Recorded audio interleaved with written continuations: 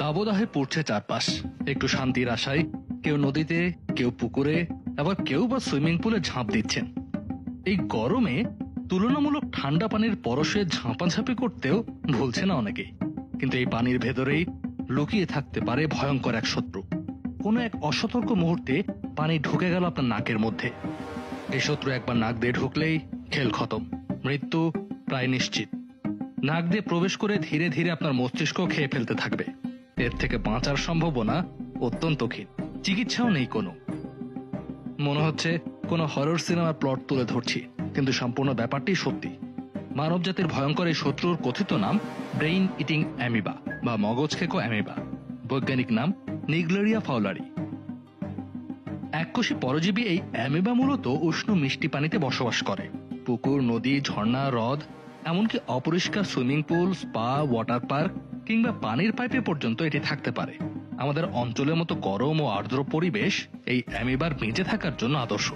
সেখানে এই বিপদের শুরু। যখন কেউ ডুব দেয় এবং পানি নাক দিয়ে শরীরের ভেতর ঢোকে, তখন যদি সেই পানিতে নিগলেরিয়া ফাউলারি থাকে, সে সরাসরি নাকের ভেতর দিয়ে মস্তিষ্কে পৌঁছে যেতে পারে। সেখানে শুরু করে তার ধ্বংসযজ্ঞ। বাংলাদেশে পাওয়া গিয়েছে এই অ্যামিবার অস্তিত্ব। 2019 সালে এক কিশোরকে এই অ্যামিবা আক্রমণ করে বলে রিপোর্ট পাওয়া যায়। 15 বছরের ওই কিশোরটিকে বাঁচানো সম্ভব হয়নি। সে নিয়মিত অপরিশোধিত পানিতে নাক পরিষ্কার করত। পানি থেকে তার শরীরে অ্যামিবা প্রবেশ করেছে বলে বিশেষজ্ঞদের ধারণা। অ্যামিবাটি মানুষের ঘ্রাণ সংবেদী নার্ভ ব্যবহার করে খুলির ভেতর প্রবেশ করে এবং ব্রেন টিস্যু ধ্বংস করতে থাকে। শুরুতে কিছু বোঝা যায় না, কারণ তেমন কোনো উপসর্গই রোগী টের পায় না। এরপর খুব দ্রুত দেখা দেয় মাথা ব্যথা, জ্বর, বমি, ঘাড় শক্ত হয়ে যাওয়ার মতো লক্ষণ। এরপর রোগী বিভ্রান্ত হয়ে পড়ে, খিঁচুনি শুরু হয়, হ্যালুসিনেশনও হতে পারে এবং দ্রুত কোমায় চলে যায়। এই রোগের নাম প্রাইমারি অ্যামিবিক মেনিনগোএনসফালাইটিস বা সংক্ষেপে PAM বা প্যান। এতে মৃত্যু হার প্রায় 97%। ভয়ঙ্কর ব্যাপার হচ্ছে, লক্ষণ শুরু হওয়ার 1 থেকে 5 দিনের মধ্যেই রোগী মারা যেতে পারে।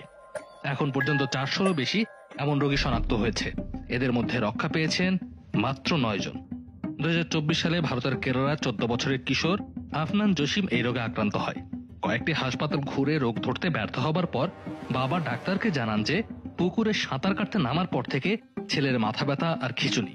বেবি মেমোরিয়াল হাসপাতালের চিকিৎসকরা দ্রুত PCR করে নিগলেরিয়া ফাউলারি শনাক্ত করেন এবং চিকিৎসা শুরু করেন। সপ্তাহখানেকের মধ্যে অবস্থার উন্নতি হতে থাকে। ভাগ্য এখানেই ভালো যে তার পরিবার দ্রুত রোগ শনাক্ত করতে সক্ষম হয়েছিল এবং 24 ঘন্টার মধ্যে